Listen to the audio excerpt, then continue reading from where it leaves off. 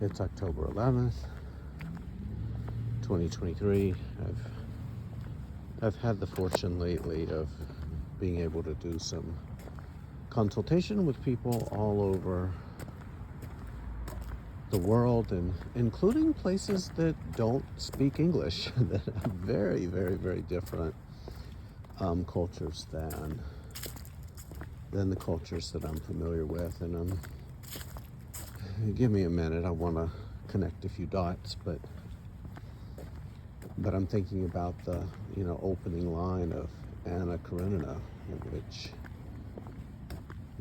Tolstoy says happy families are all alike, but unhappy families are unique in their own ways, or something like that. And I'm not sure. I'm actually not sure that's true. Because while I do and have been doing consultation with people for about five or so years now, every time I think I've heard every form of human horribleness, I learn more. And I find even new ways that humans may be really, really horrible to each other. And I understand in principle where Tolstoy's coming from.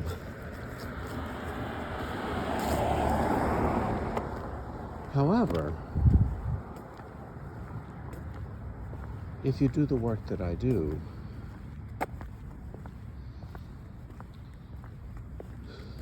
you do hear the same kinds of stories over and over and over. You hear ways that the human system gets stressed and broken and tries to put back together and tries to do different than, and may often even replicate what was done to it.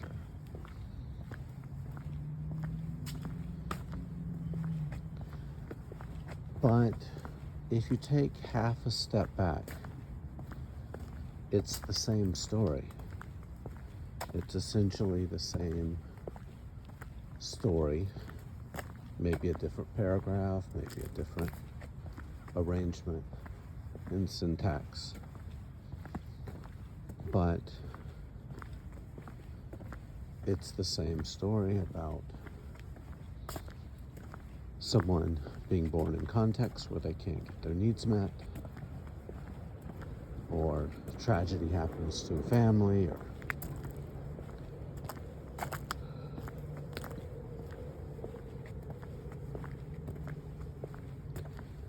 someone has to figure out how to make a life from almost nothing usable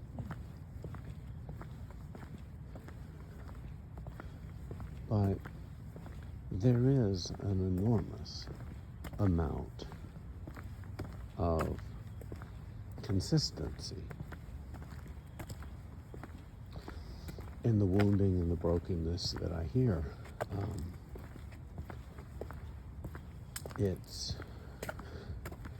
It's remarkable. And what that must mean, if you zoom out far enough, what that must mean is that humans share a remarkably consistent nervous system. So despite differences in language and culture and all of this, our nervous system seems to be really, really, really consistently human. And that's something.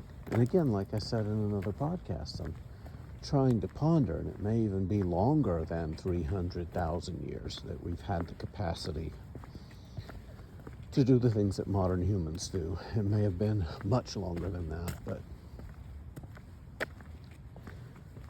that is a very, very long time for an enormous amount of diversity to emerge. And when things go well, the nervous system responds a certain way. And when things go really bad, the nervous system responds in a very limited number of ways, in many different cultures, many different contexts. So I don't mean to minimize differences, cultural differences. I'm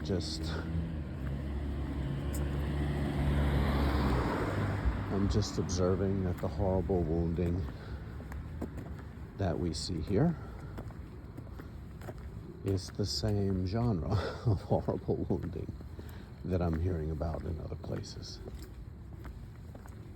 Again, the cast and the characters and the arrangements may be different, but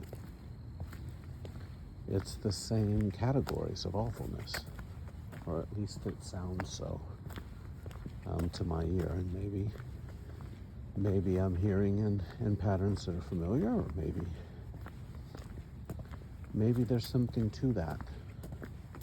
And the reason I'm bringing it up is because what that may mean is that if humans are wounded the same kinds of ways everywhere, and our nervous system responds in similar ways everywhere, then maybe we can start to think of healing strategies that might go global, because whatever pathways might be in my neurobiology of healing might be shared with humans all over the world.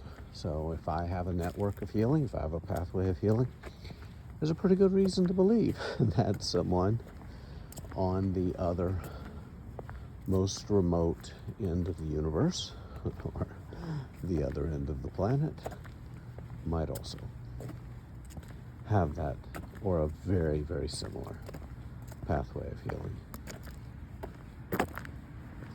So maybe it is possible to develop a psychotherapy that could help us. Maybe.